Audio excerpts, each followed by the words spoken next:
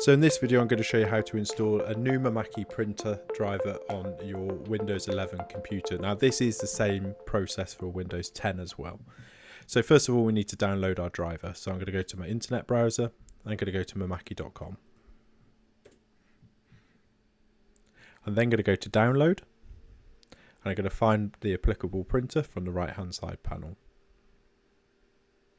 So for this, let's go for a UCJV 300.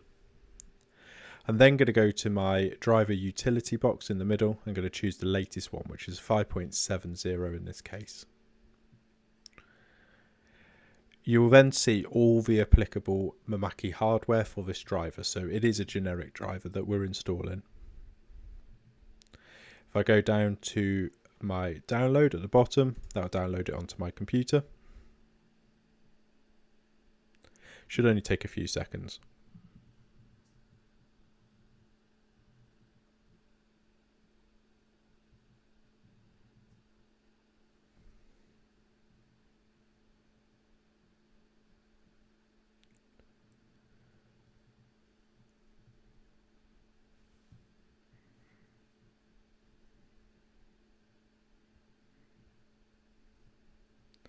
There we go, so that's downloaded.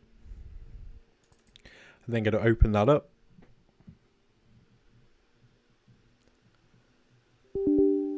Just confirm, yep. I'm going to say yes, it's an upgrade. I'm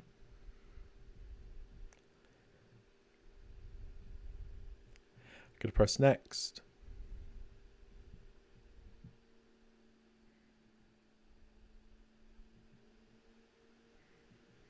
I'm going to press install.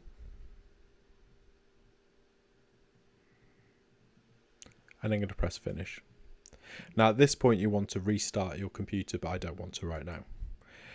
Once you've done the restart on your computer, that's it. You now have the newest version of the Mimaki driver installed on your computer ready to use.